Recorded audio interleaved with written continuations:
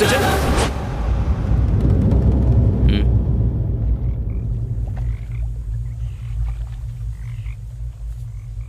विश्वराज, माँ और अड़ोस पड़ोस के लोग तुम्हें प्यार से कहते हैं बेली। माँ दूध बेचकर दिन काट रही है, घर में कपाहिस बहन और तू एक पढ़ा लिखा डिग्री होल्डर।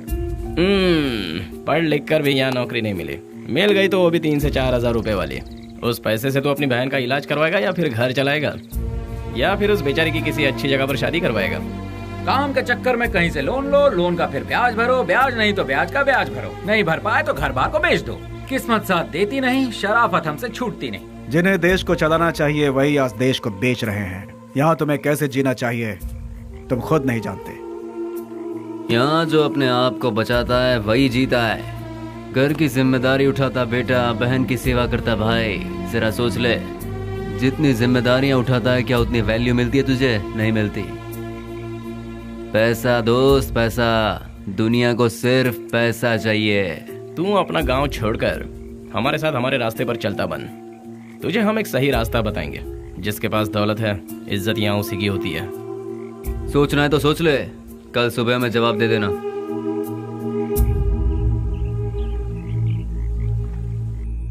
जिन्हें देश को चलाना चाहिए वही आज देश को बेच रहे हैं। यहाँ तुम्हें कैसे जीना चाहिए तुम खुद नहीं जानते। माँ दूध बेचकर दिन काट रही है, घर में कपाहिस बहन और तू एक पढ़ा लिखा डिग्री होल्डर। पैसा दोस्त पैसा, दुनिया को सिर्फ पैसा चाहिए।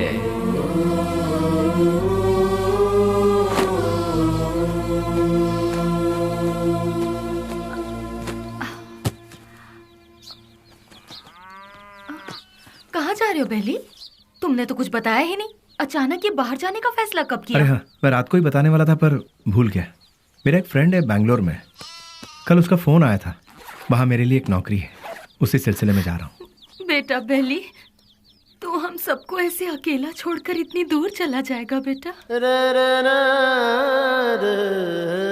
इतनी फिक्र क्यों कर रही हो माँ? तुम्हें घबराने की जरूरत नहीं। वहाँ पहुँचते ही किस तरह का काम है वो, अब तुम रजनी आंटी के यहाँ जाती हो ना, वहाँ फोन करके बता दूंगा, ठीक है? मुझे आशीर्वाद दूंगा।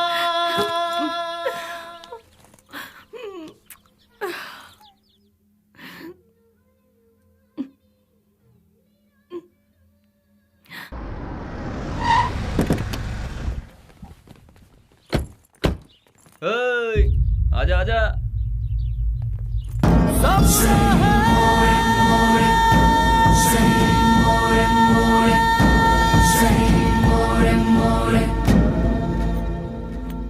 कुछ भी करने से पहले दिमाग चलाना चाहिए, नहीं तो ये तो किसे लेकर आया? बहुत अच्छा है और काम का भी है। आपके काम का है इसलिए इसे यहाँ ले आया। रख ले इसे। गांव छोड़कर जो भी यहाँ आता है उसके लिए सिर्फ 2 ही जगह है इस शहर में। एक जगह है मैजिस्ट्रेट और दूसरी सब्जी मंडी, जहाँ लोग सब्जी बेचते हैं। तू पढ़ा लिखा है इसलिए तुझे यहाँ लेकर आए। हिसाब किताब सब देख लेना तू। उस दिन उसे हम कौन है, उसे क्या काम करना है, उसे कैसे करना है, सब कुछ पता चल गया और वो उसके लिए मान भी गया। वक्त के साथ साथ एमपी जी भी हम पर ज्यादा से ज्यादा भरोसा करने लगे। मैं ही करूंगा ये कहकर वो आगे बढ़ता गया। एमपी जी हम कुछ भी कहें वो तसल्ली नहीं मिलती थी उसे, क्योंकि पार्लर का पल्ली गैंग को जब तक वो मारेगा नहीं उसे चैन नहीं मिलता। पलनी पार्लर में बैठकर वो एमपी को भी नचाता था और आखिरकार वो वक्त आ ही गया। बेली ने एमपी की जगह ले ली और उस वक्त टेररिज्म के लफड़े बहुत थे, इसलिए हर जगह नाकाबंदी रहती थी और चेकिंग भी बहुत ज्यादा हो रही थी। इसलिए बेली ने पहले से ही एक आइडिया बना लिया था। बेटा सामने पुलिस है, देखा? गाड़ी साइड में लगा, साइड में लगा।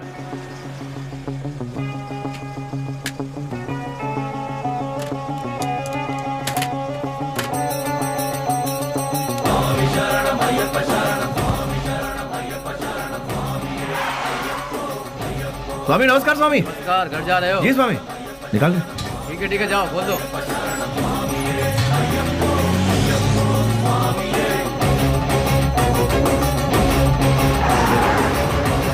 आखिरकार उन लोगों को हमने टपका ही दिया। हम सभी जानते थे कि हमने जो किया वो गलत है, पर क्या करें, ऊपर वाला हमारे गुनाहों को माफ करे। क्या करें मैडम, ये पाप हमें करना ही पड़ा। घाट से लौटते समय बेली ने अपनी माँ से मिलने की इच्छा जताई और वो मिलने के लिए रुका, लेकिन ऊपर वाले ने हमें माफ कहाँ किया था। उसने अपने तरीके से हमें सजा दी। बेबस ले।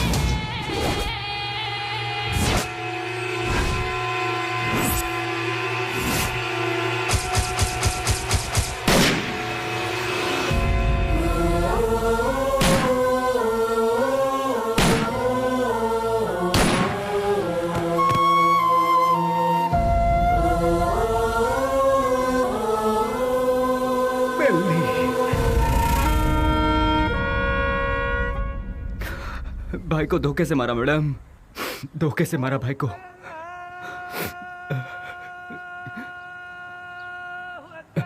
मैडम आज जुम्मा का दिन है, मुझे नमाज के लिए जाना होगा। आप थोड़ी देर के लिए यहीं बैठिए और मेरा इंतजार कीजिए, मैं नमाज पढ़कर आता हूँ मैडम।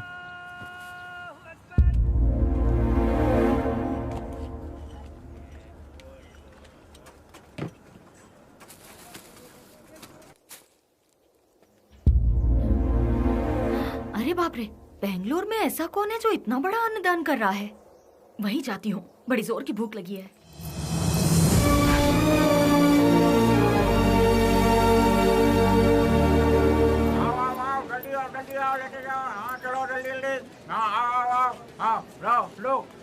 लो जल्दी चलो। आप जरा और डालेंगे?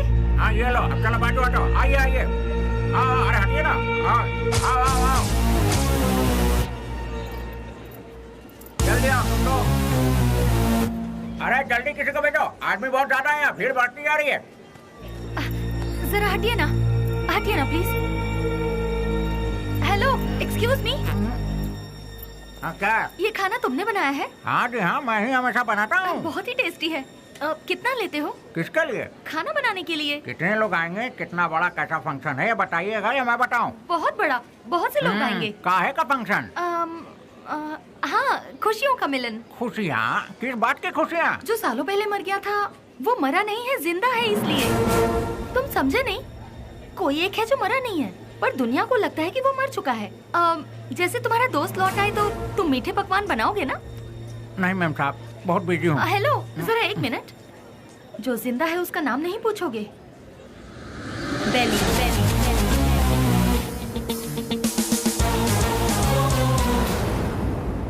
नहीं मैम साहब, मैं 4-6 दिन बहुत बिजी हूँ, आप किसी और को ढूंढ लीजिए।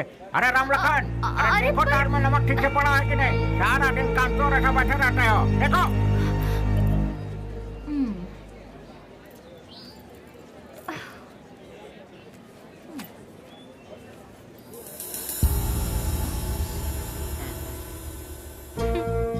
कब तक छुपोगे मुझसे? जो कर सकते हो कर लो। मैं भी बहुत जिद्दी हूँ, इतनी आसानी से तुम लोगों का पीछा नहीं छोड़ने वाली हूँ। तुम लोग चाहो तो अपने चेहरे बदल सकते हो, पर अपनी फितरत नहीं, शराफत का मुखौटा पहने हो, पर उसे उतरने में ज्यादा वक्त नहीं है। तुम तो मिल गए हो, बेली भी एक दिन जरूर मिल जाएगा।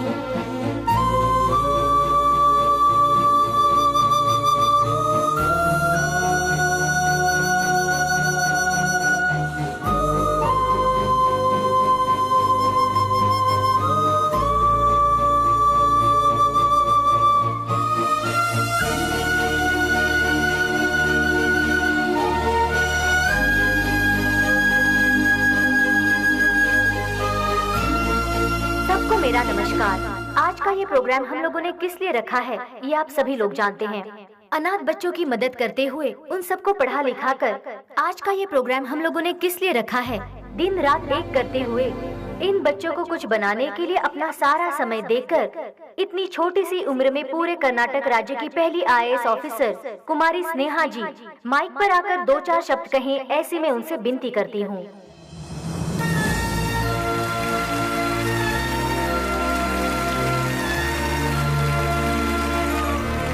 सबको मेरा नमस्ते। यहाँ जितने भी बच्चे हैं कोई अनाथ नहीं है। जानते हो क्यों? जरा अपने आसपास नजर डालो, तुम लोगों के साथ कितने लोग हैं। इन सब के होते हुए आखिर तुम लोग अनाथ कैसे हुए? तुम लोगों के साथ मैं भी हूँ। इस अनाथ शब्द को अपने मन से निकाल फेंको। अपने देश की भलाई के लिए कुछ करने की सोचो, एक योद्धा बनो। तुम सभी लोग इस देश के इज्जतदार नागरिक बनो। इस संसार में हर इंसान को सही ढंग से जीने के लिए हमारे देश के महापुरुषों ने कई राहें दिखलाई हैं, और वो क्या है मैं तुम्हें आज बताती हूँ। एक गाल में मारा तो दूसरा गाल दिखाओ, ऐसा महात्मा गांधी जी ने कहा था। चोरी मत करो, झूठ मत बोलो, ऐसा विवेकानंद जी ने कहा है। लालच बर्बादी का पहला कदम है, ये भगवान बुद्ध जी ने कहा है। लेकिन आज उसका बिल्कुल उल्टा हो रहा है। जैसे गांधी जी ने कहा था, कोई एक गाल पर मारे तो दूसरा गाल आगे कर दो, उसके मायने ही बदल गए हैं। चोरी करने के लिए खून और खून को छुपाने के लिए झूठ का सहारा लिया जा रहा है। हम सब कुछ होते हुए भी हमें और चाहिए। इस लालच में हमें जो नहीं करना चाहिए हम वो कर बैठते हैं, क्योंकि हम सिर्फ अपने बारे में सोचते हैं, औरों के बारे में नहीं। और आखिर में हमें वही लालच मौत के दरवाजे पर खड़ा कर देता है, और तब हमें अपनी गलती का एहसास होता है।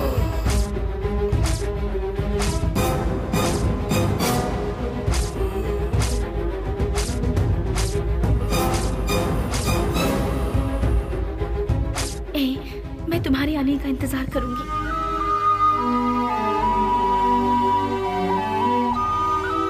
उसके बाद हम अपनी जिंदगी सुकून से बिताएंगे।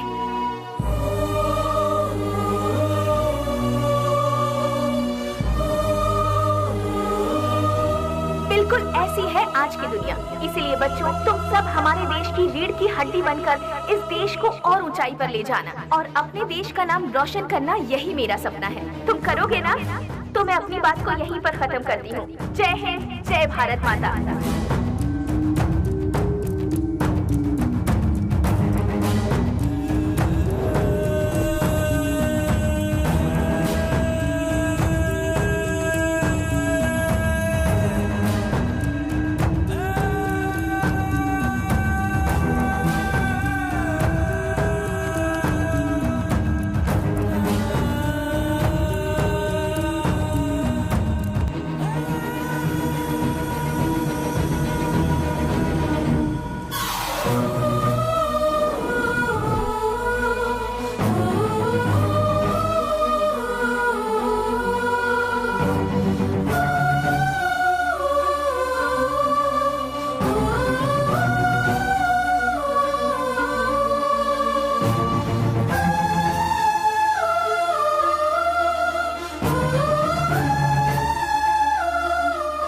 साथ 4 कदम चलकर देखो। जिंदगी क्या है तुम अपने आप जान जाओगी स्नेहा। हम साथ जिएंगे ये मैं उससे कहूंगा तो क्या वो मेरे साथ आएगी? अच्छा ही हुआ मेरा साया भी उससे दूर हो गया। एटलीस्ट उससे तो सुकून से जीने दो। इस लालची दुनिया का मैं एक बदनुमा दाग हूं। नहीं, मैं उसके लायक नहीं रहा। वो खुश रहे, मैं यही चाहता हूं।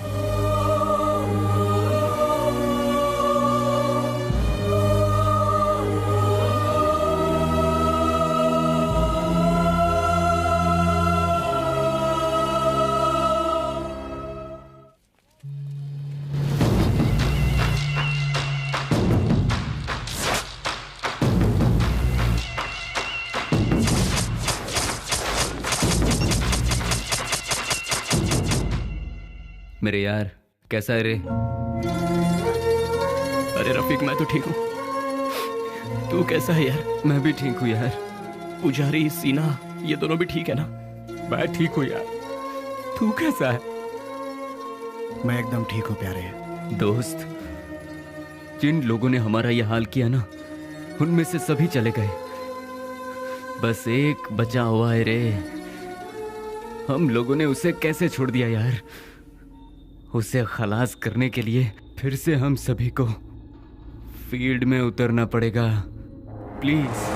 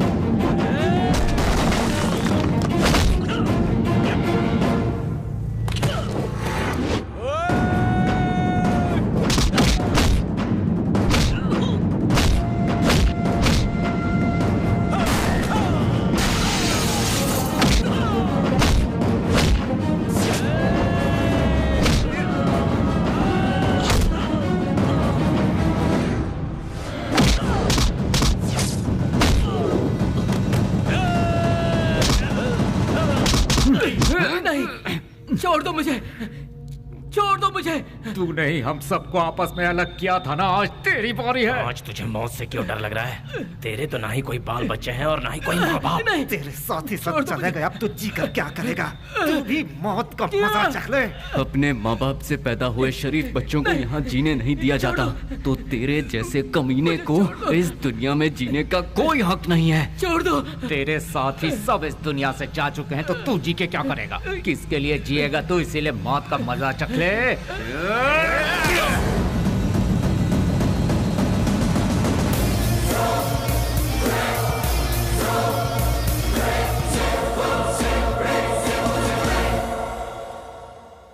आखिरकार रसोई घर छोड़कर भट्ट बाहर आया ही नहीं और बेली भी नहीं मिला।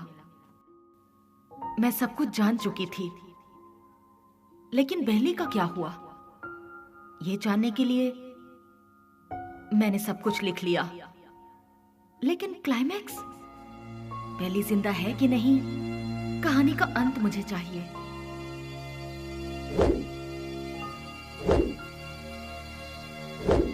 फिर मैं दिन रात सोचने लगी।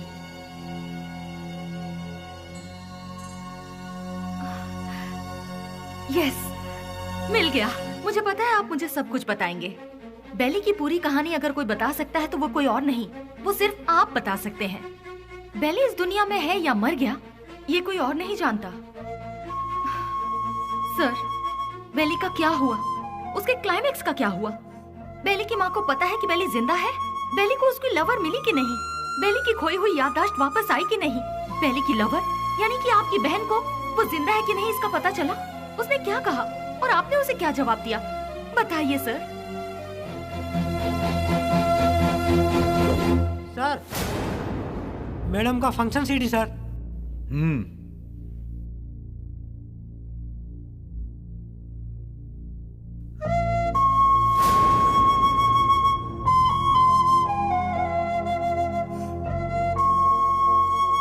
बिल्ली, क्या ये ठीक हो गया? जो तुम्हारा सपना था वो तुमने कर दिखाया। कम से कम अब तो शादी के लिए हाँ कर दो। कोई लड़का देखूं क्या? बेली के जैसा होगा? आप ऐसे शॉक क्यों हो गए भैया?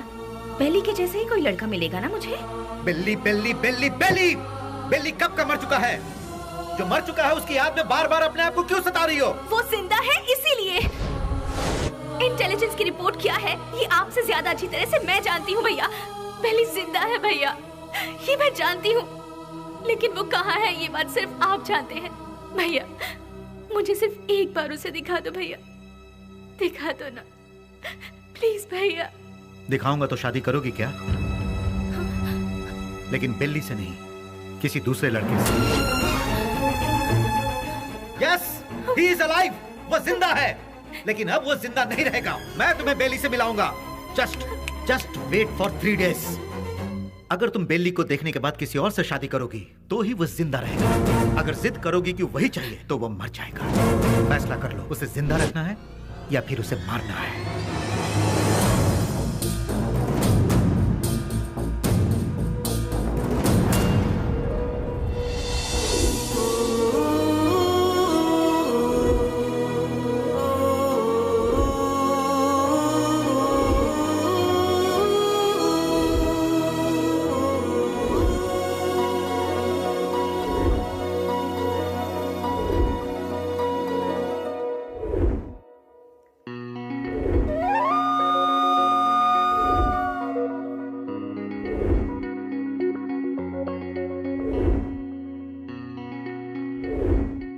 बेली को देखना है, देखना है, देखना है। एक ही जिद में अड़ी थी ना। जाओ जाकर देख लो।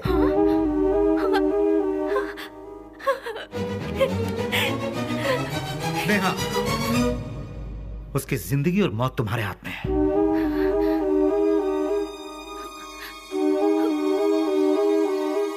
ठीक है।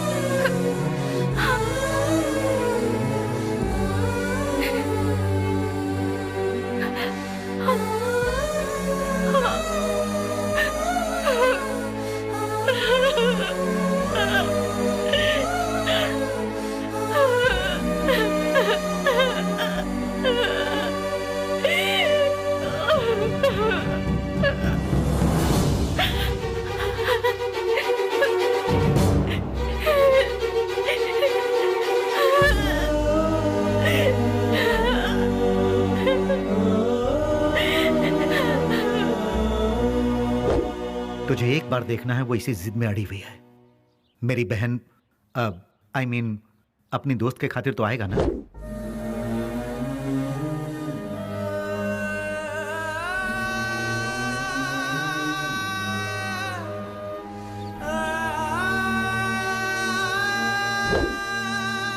आज के इस बेली के रूप में नहीं, उस पागल बेली के रूप में।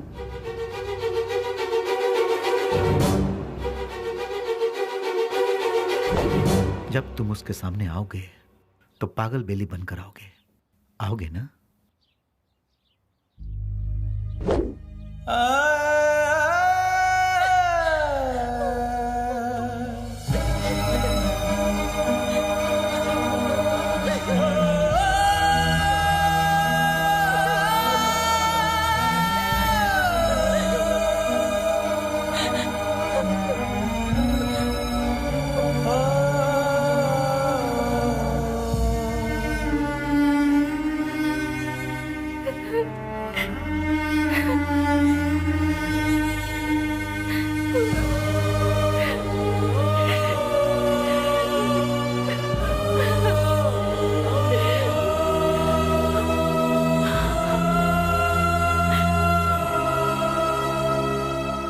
अपने प्यार की खुशी की खातिर वो ठीक होने के बाद भी सच्चाई को जाहिर किए बिना उसने अपने प्यार को कुर्बान कर दिया।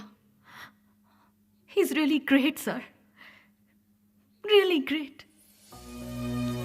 मेरे सारी सच्चाई जानने के बाद कहानी का क्लाइमेक्स मिल गया। इसके लिए समझ नहीं आ रहा कि मैं खुशियां मनाऊं या फिर बेली के ठीक होने की खबर उसके दोस्तों को बताऊं, या फिर बेली ठीक होने के बाद भी अपने प्यार की खुशियों की खातिर पागल बना घूम रहा है। ये सोचकर अफसोस करूं बेली की माँ को बेली मिला या नहीं। इन सारे सवालों के साथ मैं अपनी अगली किताब रिलीज करने की पूरी तैयारी कर चुकी हूँ। उसका नाम भी मैंने बेली ही रखा है।